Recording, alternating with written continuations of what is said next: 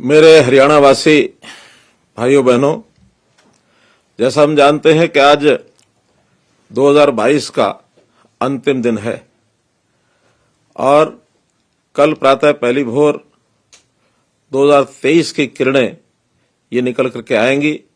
हम उनका स्वागत करेंगे।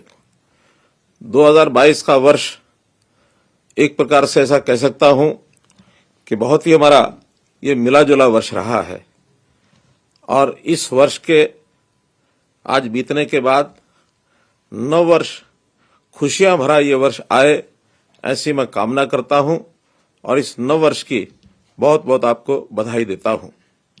भाइयों बहनों, ये वर्ष भर की यात्रा जब शुरू की थी तब इसी प्रकार से नव वर्ष की भांति शुरू की थी और लगातार आज वर्ष भर की सब बातें विचार करते हैं तो ध्यान में आता है इस यात्रा में बहुत से ऐसे पड़ाव आए, बहुत से सज्जन पुरुष मिले, बहुत साथी मिले, मित्र मिले, साथी सारथी हुए और बहुत सी चुनौतियां भी आई, बहुत से विरोधियों का सामना भी करना पड़ा।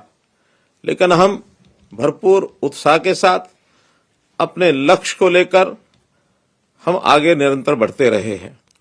आज हमें संतोष है कि उन बाधाओं के बावजूद, विरोधियों से चुनौतियों मिलने के बावजूद हम सफलतापूर्वक यहां तक बढ़े हैं और आगे 2023 में वर्ष भर की यात्रा फिर से हमने शुरू की है। जैसा हम जानते हैं कि 2020 और 2021 ये कोविड का एक 2 साल का वर्ष, लेकिन 2022 में भी भले ही कम मात्रा में रहा हो, लेकिन ये चुनौती लगातार बनी रही है। आज भी ये पूर्ण रूप से समाप्त नहीं हुई है। हमने इसके इलाज के लिए, हर व्यक्ति के इलाज के लिए और जो टीकाकरण किया, जिस प्रकार से देश भर में एक सफलता मिली, उस काम को हम लगातार करते रहे और अपने कर्तव्य से कभी हम पीछे नहीं हटे, क्योंकि हम सब लोग कर्तव्य की भावना से लगातार काम करते हैं।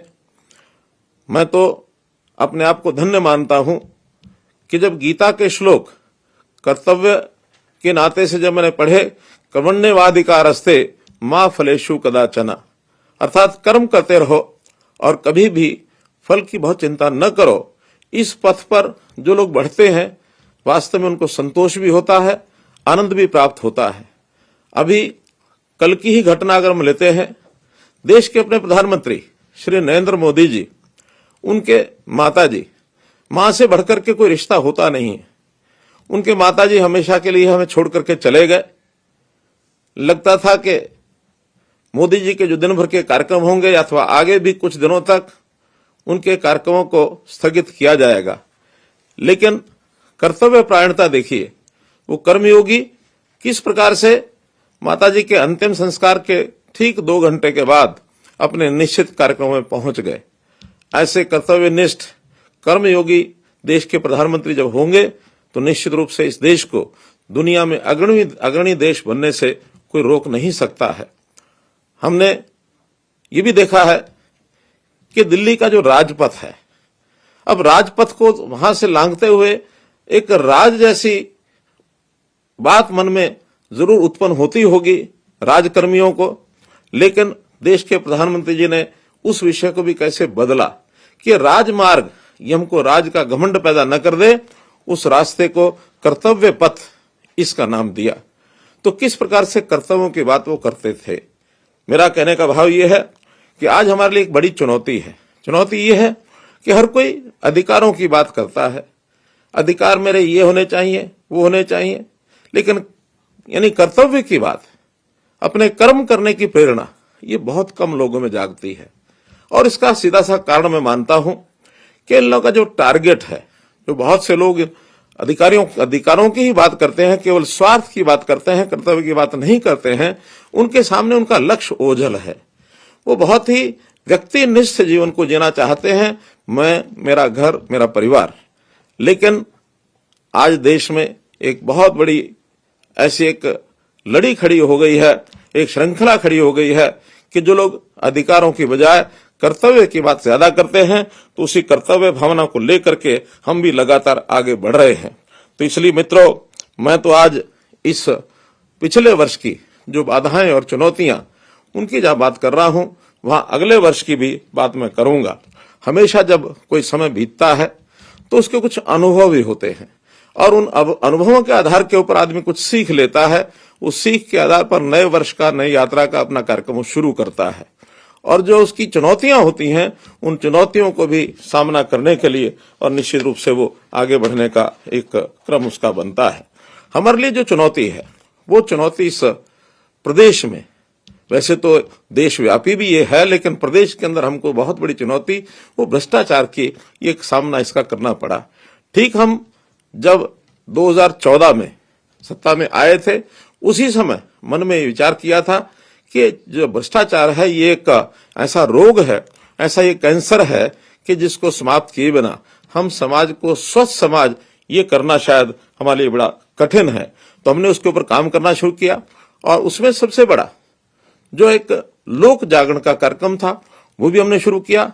हमने अपने अधिकारी, कर्मचारी, अपने नेता, इन सबके मन में भी एक बात डाली कि आखिर हमको सेवा भाव से काम करना चाहिए, हमको सेवक बन करके और हमें जनता को अपना परिवार मान करके ये काम करना है।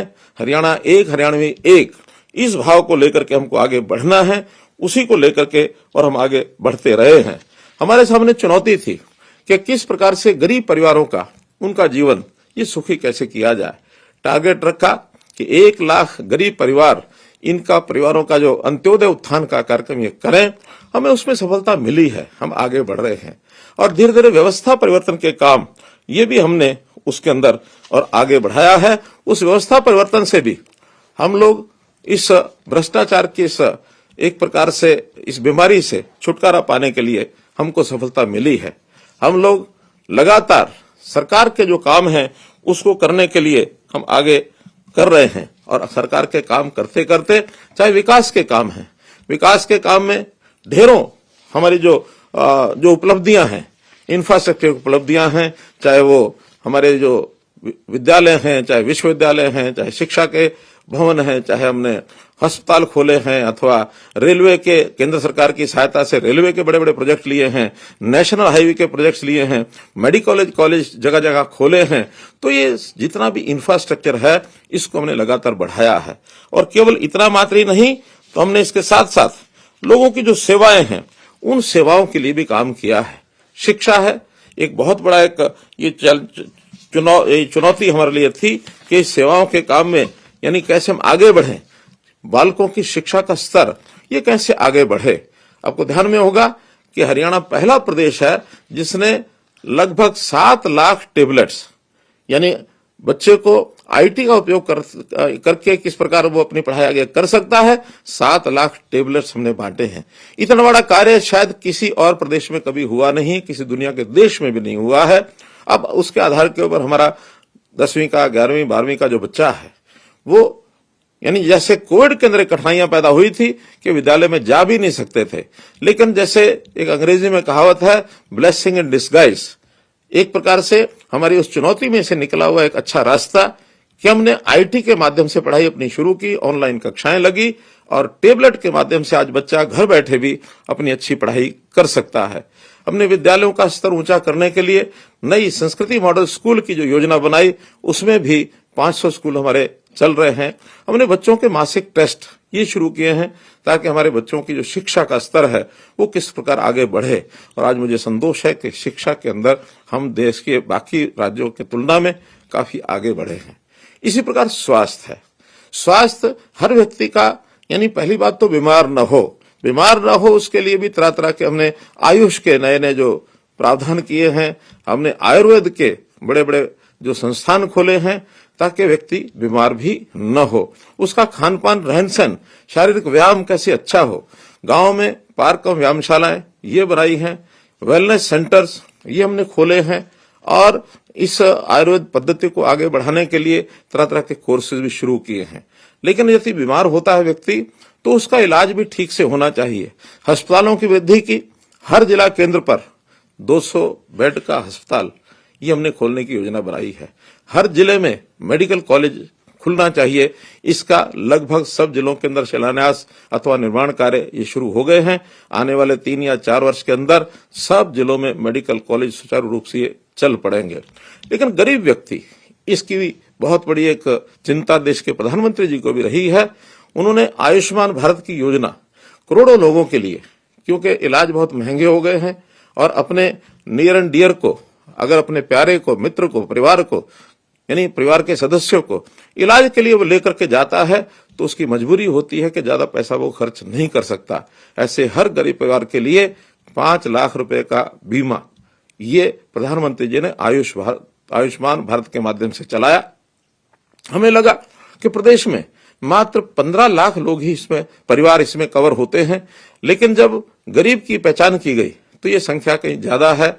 तो 28,89,000 अर्थात 29 लाख परिवारों को हमने उसमें नई योजना चिरायु हरियाणा बना करके और उसको लागू किया है, ताकि हर गरीब परिवार को 5 लाख रुपए का लाभ ये उसको मिल सके। तो ऐसे चाहे वो शिक्षा हो, चाहे स्वास्थ्य हो और चाहे उसकी सुरक्षा हो, लॉ एंड ऑर्डर की स्थिति प्रदेश में ठीक रहे, हम हर व्यक्ति को सुरक्षित रख सके, और खास करके सामाजिक सुरक्षा ये भी चिंता का एक विषय है कि हमारे बहुत से ऐसे वर्ग हैं जो कहीं ना कहीं पीड़ित रहते हैं अपनी आयु के कारण से, अपने शरीर के यानी स्वास्थ्य के कारण से। तो तरह तरह की ऐसी जो कठिनाइयां ध्यान में करते हुए, या आयु का जब एक 60 वर्ष की आयु का पड़ाव गरीबी का एक व्यक्ति वो जब उसको पार करता है तो उसको भी कठिनाई होती है। हमने उसकी पेंशन, मासिक पेंशन जो देश में सबसे ज्यादा है, अभी 2500 रुपया है, आगे चल करके और भी बढ़ने वाली है, इसका भी हमने प्रावधान किया। कुछ बीमारियां हैं उनको भी, जो ग्रस्त ऐसे लोग हैं उनको भी 2500 रुपये मासिक उसका दिया है। हमारी बहनें जो दुर्भाग्य से विधवा होती हैं, 2500 रुपया उनके लिए भी हमने ये प्रावधान किया हुआ है। तो ये सामाजिक सुरक्षा का एक बहुत बड़ा जो प्रावधान है ये हमने उसके लिए किया है। और अब जो इस समय नई बात जो हमको बतानी वो ये कि पहले इस प्रकार की ओल्ड एज पेंशन के लिए चक्कर काटने पड़ते थे, दफ्तरों के दस्तावेज बनवाने पड़ते थे, दरखास्त लेकर के व्यक्ति इधर से उधर घूमता था, लेकिन उसको कहीं जाने की आवश्यकता नहीं है। अब जब से हमने परिवार पहचान पत्र बनाया है तो इस परिवार पहचान पत्र के माध्यम से जिस कपल की, जिस पति पत्नी जो बुजुर्ग हैं उनकी आय अगर जो सीमित आय है उसके अंदर होती है तो अपने आप ही उसकी जो पेंशन है वो बन जाती है, उसको कहीं जाना नहीं पड़ता है। इसी प्रकार से हमने जो परिवार के जो सेवाएं हैं वो सेवाएं भी बहुत दुरुस्त की हैं, उसको एक प्रकार से रहन सहन उसका सरल किया है। जो व्यक्ति बहुत कठिनाइयों से इन सेवाओं को प्राप्त करते थे, अब उनके डोर स्टेप के ऊपर, उनके दहलीज के ऊपर वो सेवाएं कैसे पहुंचे, ये परिवार पहचान पत्र के माध्यम से हमने शुरू किया है। उदाहरणतया राशन का कार्ड, ये राशन का कार्ड बनवाने के लिए भी उसको अपना बहुत से सर्टिफिकेट बहुत लोगों के हस्ताक्षर लेने पड़ते थे, कभी पटवारी के पास, कभी तहसीलदार के पास, कभी एसडीएम के पास, सरपंच से, पार्षद से, सबसे साइन कराने पड़ते थे। लेकिन हमने एक पैरामीटर उसका तय कर दिया, उसका एक मापदंड तय कर दिया कि अगर किसी परिवार की आय 1,80,000 रुपए से कम है तो उस व्यक्ति को और किसी प्रकार की कोई राशन कार्ड बनाने की कठिनाई ये उसकी नहीं आने वाली है। अपने आप ही उसके राशन कार्ड उसको इलेक्ट्रॉनिक तरीके से दर्ज हो जाएगा और जाकर के वो राशन जो अपना वो ले सकता है। इसी प्रकार व्यक्ति को उसकी जो शारीरिक जांच है वो ठीक से होती रहे, तो शारीरिक जांच के लिए भी व्यक्ति कई बार अपनी लेबोरेटरी टेस्ट भी करवाता नहीं है, बीमारी होने के बाद ही टेस्ट करवाता है। लेकिन इसको नियमित करने का हमने कार्यक्रम किया कि अगर हर व्यक्ति का वर्ष अथवा 2 वर्ष के अंदर, प्रारंभ में हमने 2 वर्ष का टारगेट रखा है, आगे चल करके हर वर्ष की व्यवस्था भी की जा सकती है कि एक बार उसकी स्वास्थ्य की जांच ये होनी चाहिए। और स्वास्थ्य की जांच कराने के लिए हमने एक और नया कार्यक्रम बनाया, निरोगी हरियाणा। हरियाणा का हर व्यक्ति निरोगी रहे, बीमार भी न हो। पहचान होने पर छोटी बड़ी अगर कोई उसके अंदर व्याधि है, कोई उसके टेस्ट में कोई कमी पाई जाती है तो उसका इलाज ये तुरंत होना चाहिए। और उस इलाज के लिए वो व्यक्ति इस पास के किसी भी सरकारी अस्पताल में अथवा और कोई जो व्यवस्था उसको उपलब्ध हो वहां जाकर के अपना इलाज वो शुरू करा सकता है। तो इस प्रकार का ये कार्यक्रम भी हमने शुरू कर दिया है। लंबा कार्यक्रम है, इसलिए इसकी व्यवस्थाएं बढ़ा करके अगले वर्ष भर में हम 1.25 करोड़ लोगों का और 1,25,00,000 लोगों का ये स्वास्थ्य परीक्षण ये पूरा कर देंगे। इलेक्ट्रॉनिक डाटा ये उसके पास हमेशा डॉक्टर को उपलब्ध रहेगा। कोई भी डाटा डॉक्टर जो है उसका ये डाटा अपने कंप्यूटर पर देख सकता है कि इस व्यक्ति की हिस्ट्री क्या है। तो ये एक नया कार्यक्रम हमने किया है। जहां तक लोगों को रोजगार दिलाने की बात है, अर्थात अपने पैरों पर वो कैसे खड़े हों, इसके लिए भी हमने भरपूर प्रयत्न किए हैं। गरीबों के लिए जो एक नई व्यवस्था हमने दी थी कि स्वावलंबन के नाते उनको कोई अपना व्यवसाय करने की कोई सुविधा चाहिए, साधन चाहिए, सरकारी योजना का लाभ चाहिए, बैंक से लोन चाहिए, इसके लिए कैंप्स लगाए और ऐसे 500 से ऊपर कैंप्स हमारे लगे, जिसके अंदर लगभग 30,000 लोग इस समय तक उस सुविधा का लाभ लेकर के बैंक से लोन अथवा सरकारी सहायता प्राप्त कर चुके हैं। इस कार्यक्रम को हम आगे भी लगातार चालू रखेंगे ताकि हमारा जो पहला टारगेट 1 लाख परिवारों को हम इस 1,80,000 से भी ऊपर उनकी आय हो जाए, इसके लिए भी हम लगातार प्रयत्न कर रहे हैं। एक प्रथा ठेकेदारी प्रथा, ऐसे जो सरकारी नौकरियों में ठेकेदार, जो ऐसे गरीब हमारे जो लोग जिनको बहुत कम मासिक आय के ऊपर वो यानी सैलरी के ऊपर नौकरी दिलवाते थे, उसमें उनका शोषण होता था।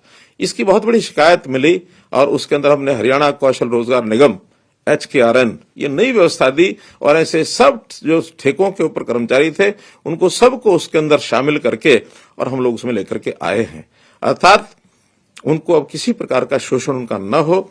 जो पैसा उनको मिलता है सीधा उनके बैंक के खाते में जाए और उनका PF प्रोविडेंट फंड ये भी कटे ताकि आगे चल करके उसका उपयोग वो लोग कर सकते हैं। ये सब हमने उसके अंदर किया है। हम लोग इस सारी चीजों को साथ साथ आगे बढ़ने के कार्यक्रम में बहुत से ऐसे जो नए काम हमने किए हैं, जिसको अगर मैं गिनाना चाहता हूं तो पूरे प्रदेश में जैसे 24 घंटे बिजली, कोई समय था ये सोच भी नहीं आती थी गांव के अंदर लोगों को कि 24 घंटे बिजली मिलेगी, लेकिन आज लगभग 85% से ज्यादा गांवों में हम 24 घंटे बिजली दे चुके हैं। ये पिछले साल का हमारा एक डाटा है।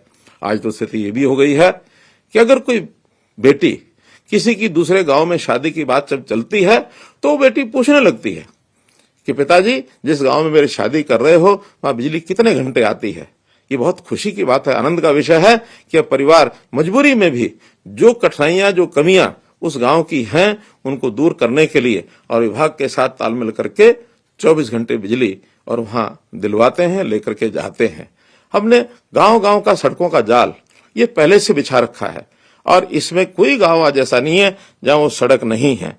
हमने लगातार यानी एक प्रयत्न हमारा रहा है कि जो छोटी सरकारें हैं, गांव की सह सरकार है, पंचायत समिति है, पंचायत है अथवा जिला परिषद है, छोटे नगरों में नगर की नगर पालिकाएं हैं, नगर परिषदें हैं, नगर निगम हैं, इनको स्वायत्त कैसे किया जाए और स्वायत्त करने के लिए इनकी शक्तियां कैसे बढ़ाई जाए, लगातार इस ओर हमारा ध्यान है। इनके जितने भी पैसे हैं, जो राशि है, चाहे वो केंद्र का सेंट्रल फाइनेंस कमीशन की तरफ से अथवा प्रदेश का स्टेट फाइनेंस कमीशन की तरफ से, जो पैसा पूरा उनको कभी मिलता नहीं था, अब हमने नियमित तौर पर उनको देना शुरू किया है।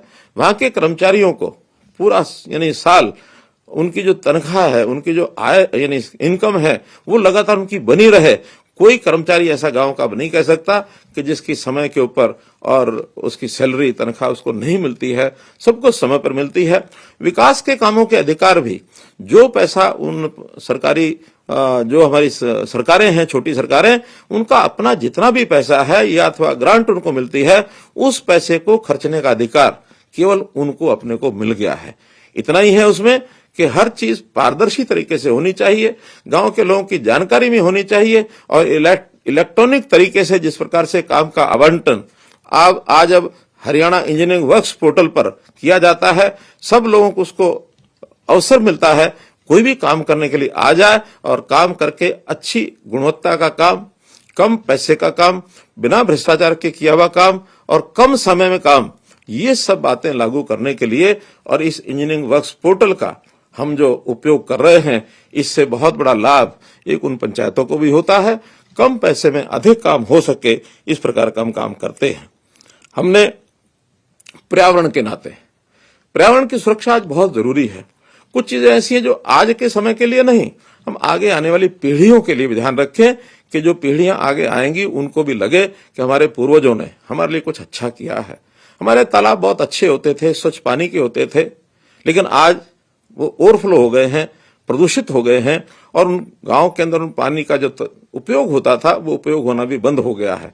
हरियाणा में एक तालाब अथॉरिटी हमने बनाई और 18,000 तालाब उनको दिए हैं। अभी अगले वर्ष के अंदर लगभग 3,500 तालाब जो हैं इनके ऊपर कुछ काम शुरू हो चुके हैं, कुछ काम पूरे भी हो गए हैं, कुछ आगे मार्च तक शुरू होने वाले हैं। तो इतनी बड़ी जो बहुत बड़े बड़े तालाब हैं उनका काम शीघ्र शुरू हो जाएगा। बाद में छोटे तालाब की बारी लेकर के लंबा काम है, बहुत बड़े पैसे के खर्च का काम है, लेकिन हमारा संकल्प है कि इन सब तालाबों को हम ठीक करेंगे। पर्यावरण जो है वो सुरक्षित रहना चाहिए। पर्यावरण में आज हमारे यहाँ जो एयर क्वालिटी इंडेक्स है, जो वायुमंडल के अंदर जिस प्रकार का प्रदूषण है, उस प्रदूषण को समाप्त करने के लिए हम नई नई योजनाएं बना रहे हैं। गाड़ियां जो धुआं छोड़ती हैं, धुआं छोड़ने वाली गाड़ी अर्थात 10 साल की जो डीजल की गाड़ी, 10 साल की पेट्रोल की गाड़ी, 15 साल की डीजल की गाड़ी एनसीआर एरिया में तो उसको चलाना बंद कर दिया है। बाहर भी यदि चलाएंगे तो उसके लिए भी कुछ हमने मापदंड रखे हैं ताकि उस गाड़ी को छोड़कर आदमी जो है नई गाड़ी, नए समय की गाड़ी उसका चलाए। और सीएनजी पीएनजी की उपलब्धता करा करके गैस आधारित ये गाड़ियां चलनी चाहिए। पुरानी गाड़ियों को भी पूरा पैसा उसका जो कबाड़ का भी मिलेगा, उसका भी उपयोग हम जो है बड़ी बड़ी फैक्ट्रियां लगा करके उसकी रीमेटलिंग उसको करके रीयूज करने के नाते और स्क्रैप की उसकी जो व्यवस्था हमने की है वो भी एक ऐसा पग है जिसके कारण से और प्रदूषण जो है वो कम होगा। पेड़ लगाने का अभियान भी हमने चलाया है।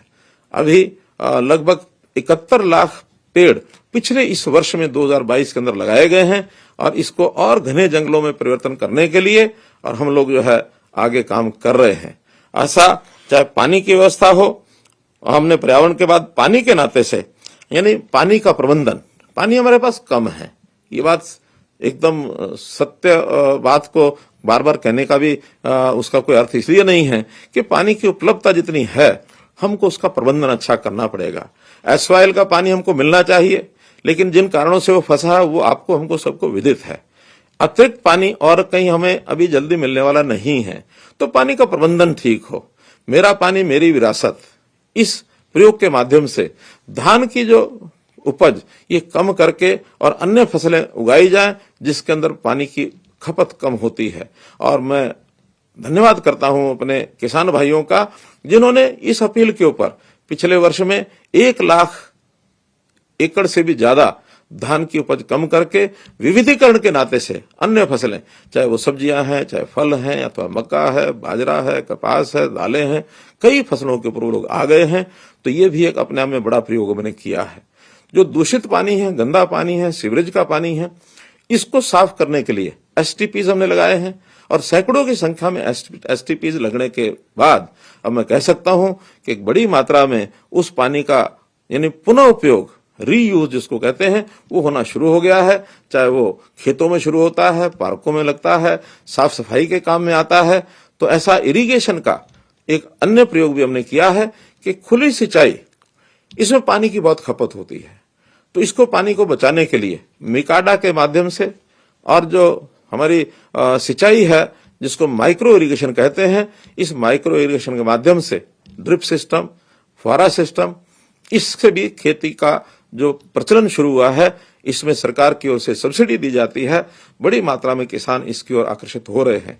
तो पानी की बचत, पानी साफ करके उसका दोबारा उपयोग करना, पानी का प्रबंधन, ये सब चीजें हम लेकर के आ रहे हैं ताकि हर खेत को पानी हम दे सके सिंचाई, और हर परिवार में उसकी जितनी आवश्यकता है पानी की पीने के अथवा अन्य उपयोग के लिए वो सब हम पहुंचा सकें। इसलिए पानी का भी हम व्यवस्था इस नाते से कर रहे हैं। हमने देखा समाज के अंदर समरसता लाना, ये बहुत आवश्यकता है। आखिर समाज हमारा एक बड़ा समाज है, वृत्त समाज है। भले वो अलग अलग वर्गों में बटा होगा, अलग अलग इलाकों में, अलग अलग जातियों में, अलग अलग पंथों में, लेकिन फिर भी हमारी एकता बनी रहनी चाहिए। तो उसके लिए जितने भी संत महापुरुष हैं, संतों का, महापुरुषों का विचार ये कभी भी समाज को बांटने का नहीं रहा। कोई भी संत होता है वो एक समाज का नहीं होता, सबका होता है। हमने विचार किया कि संतों की जो महापुरुषों के विचारों के प्रचार के लिए उनकी जयंतियां ये सरकारी तौर पर मनाई जाए। चाहे गुरु रविदास जी हैं, महर्षि वाल्मीकि जी हैं, बाबा साहब अम्बेडकर हैं, भगत कबीर जी हैं, बाबा गुरु नानक देव जी हैं, गुरु गोविंद सिंह जी हैं, अभी पिछले दिनों में गुरु तेग बहादुर जी का भी हमने एक कार्यक्रम किया, महर्षि कश्यप जी का किया, हमने शूरसेनी जी का किया। ऐसे कई महापुरुषों के सरकारी तौर पर जो कार्यक्रम किए गए हैं, हेतु एक ही है कि इन महापुरुषों के जो अनुयायी हैं वो भी उसी रास्ते पर चलें जो रास्ता हमारे महापुरुषों ने दिखाया है, और वो एकता का, सद्भावना का, सदाचार का, शुद्ध जीवन का, ये सब विचार हमारे महापुरुषों ने दिखाए हैं, जिसके कारण से हम उनको एक साथ एक जगह पर लेकर के चल रहे हैं। हम लोग आर्थिक दृष्टि से भी, जैसा सामाजिक दृष्टि से मैंने कहा, आर्थिक दृष्टि से भी भिन्नता ज्यादा न हो। बहुत गरीब परिवार और बहुत अमीर परिवार, आखिर ये खाई जो बढ़ती जा रही है, इसको कैसे कम करना। इसको कम करने का तरीका एक ही है कि जो समाज का अंतिम व्यक्ति है, उस व्यक्ति की आय को कैसे बढ़ाया जाए, उसकी चिंता कैसे की जाए।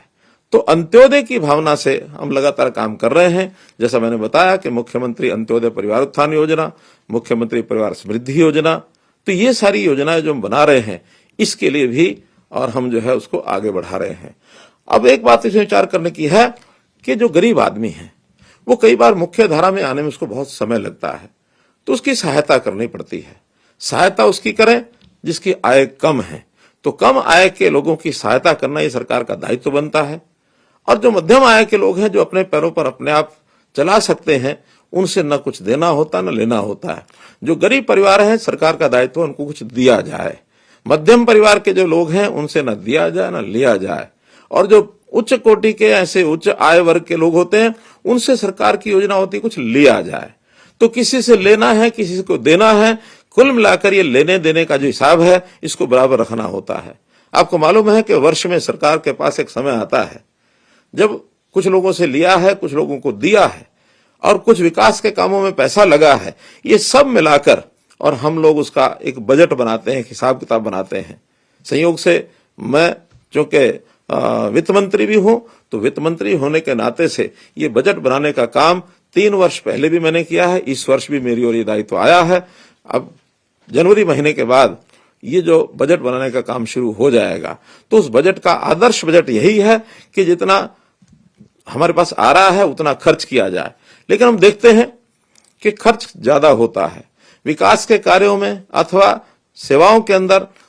जब खर्च ज्यादा होता है, आय कम होती है, तो उस समय कुछ कर्ज भी लेना होता है। अब समस्या आती है, कठिनाई आती है विपक्ष की ओर से। विपक्ष जब कभी किसी को लेना होता है तो तब कहते हैं नहीं, इसे नहीं लेना चाहिए, और किसी को देना होता है तो कहते हैं कम दिया जा रहा है और दिया जाए।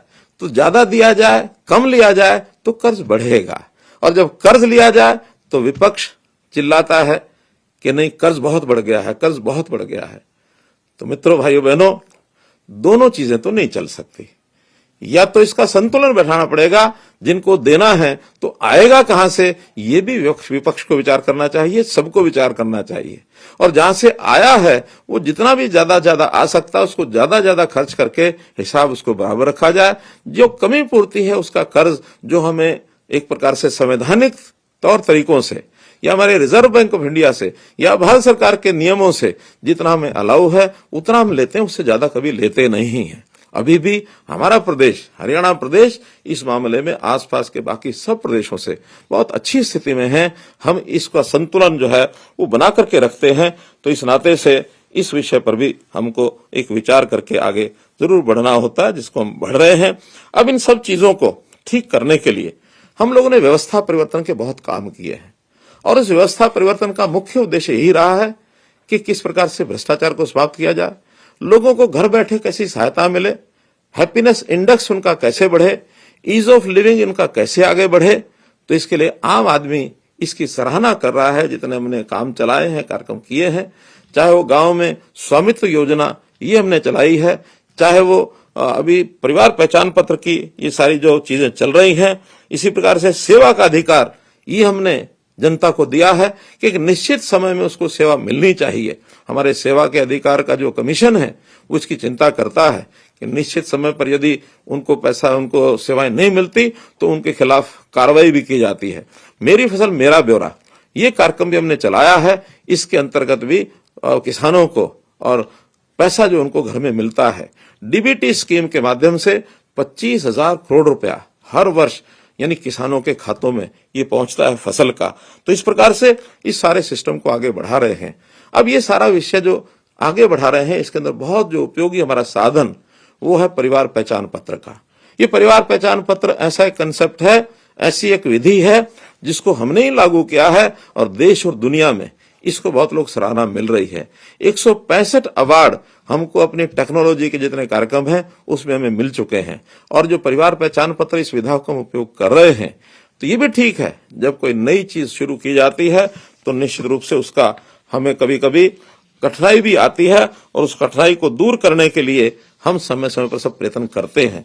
मैं मानता हूं कि इसमें जो आने वाली कठिनाई है जनता इसमें सहयोग करेगी, और उसके अंदर जो भी ठीक किया जाएगा अगले 1 महीने के अंदर परिवार पहचान पत्र के सारे विषय को इसको ठीक करने के लिए हम सब काम कर रहे हैं।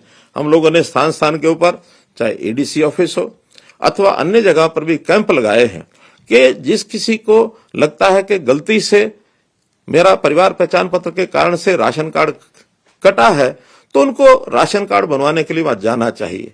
हाँ, जाने के बाद यदि वास्तव में ठीक कटा है तो संतोष भी करना चाहिए, क्योंकि इस पिछले वर्षों में 12-14 वर्ष से पहले कार्ड कभी बने होंगे, एक बार बनते हैं वर्षों तक उसका कोई हिसाब किताब लगाता नहीं था।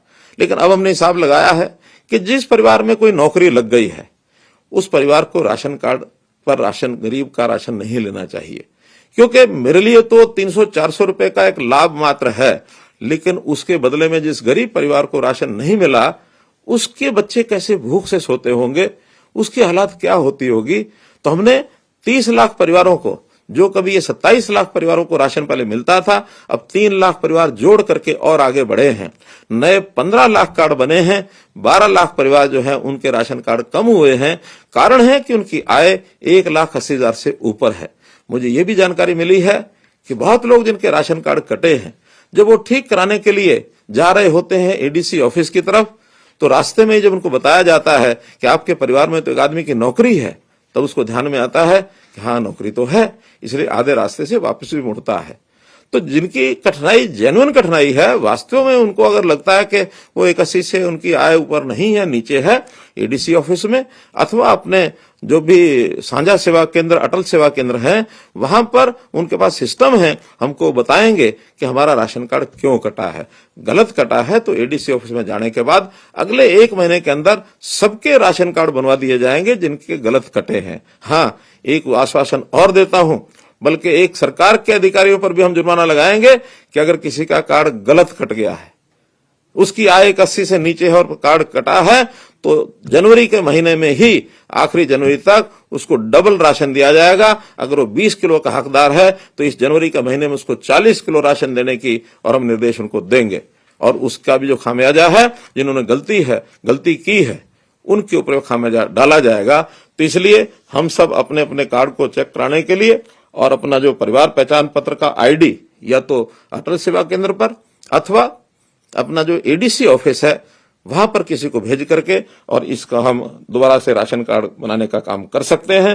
क्योंकि स्वाभाविक है, जब 30 लाख कार्डों का उथल पुथल हुआ है, अगर 1% भी उसके अंदर गलतियां हुई हो तो 30,000 परिवारों की गलतियां हो सकती हैं, जो कि जिले में 1000 लोगों से भी ऊपर बैठता है।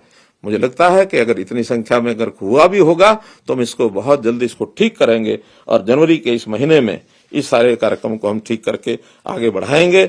मित्रों, इस सारी बात को केवल कहने का एक ही अर्थ है कि हम लोग प्रदेश की उन्नति के साथ साथ अपनी सोच भी ध्यान रखें कि अगर मेरी आवश्यकता है तो सरकार सहायता करेगी, और यदि मुझे लगता है कि मैं अपने काम को अपने आप चला सकता हूं तो निश्चित रूप से मुझे उस प्रकार से अपने आप को काम करने के लिए आगे बढ़ाना होगा।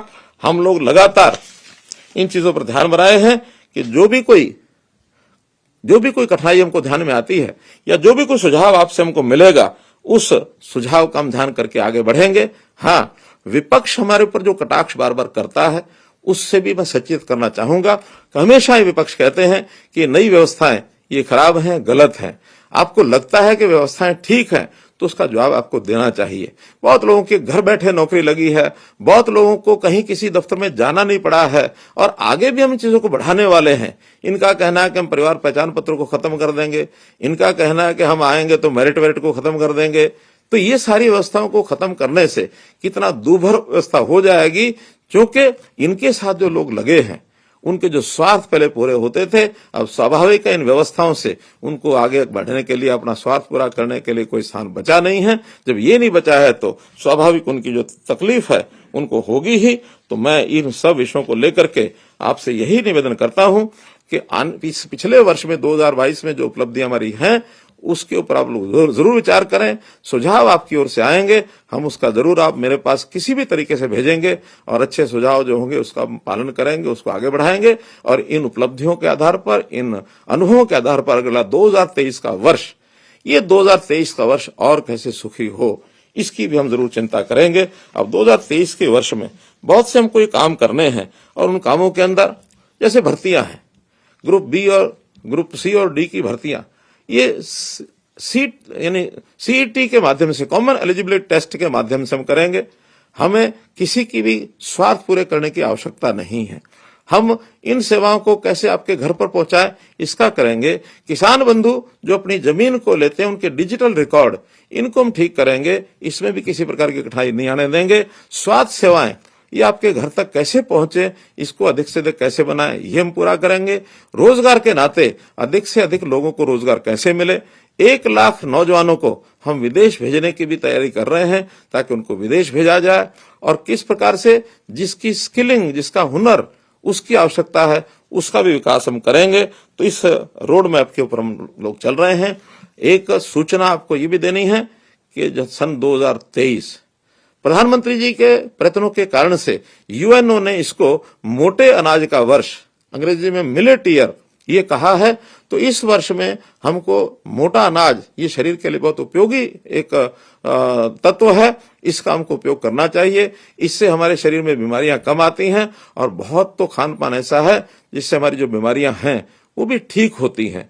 तो इस मिलेट ईयर के नाते से अपने घरों में जो बाजरा है, चाहे उसमें और जो अनाज हमारे हैं उनका उपयोग करके और हम इसका एक प्रकार से मिलेट ईयर का एक वर्ष ये मनाएं और हम लोग इस विषय को आगे बढ़ाते हुए वर्ष में, आने वाले वर्ष में हम कैसे और ज्यादा मेहनत से काम कर सकें, ये संकल्प भी मुझे लेना है। पहले भी आपके साथ चल करके हम लोग आगे बढ़े हैं, अभी भी इस यात्रा को आपको साथ लेकर के आगे बढ़ेंगे। मोदी जी ने कहा था सबका साथ सबका विकास, तो इस बात को लेकर हम सब मिलकर प्रदेश के हित में सोचें और कैसे हम अपने स्वार्थ को छोड़कर अपने छोटे दायरे से ऊपर उठकर विचार करके सबके साथ सबके विकास में सबका प्रयास और सबके लिए काम करते हुए आगे बढ़ें। यही आपसे निवेदन करते हुए पुनः आने वाला नववर्ष 2023 आप सबके लिए बहुत बहुत मंगल हो, बहुत बहुत शुभ हो। मेरी ओर से आपको बहुत बहुत बधाई, बहुत बहुत शुभकामना।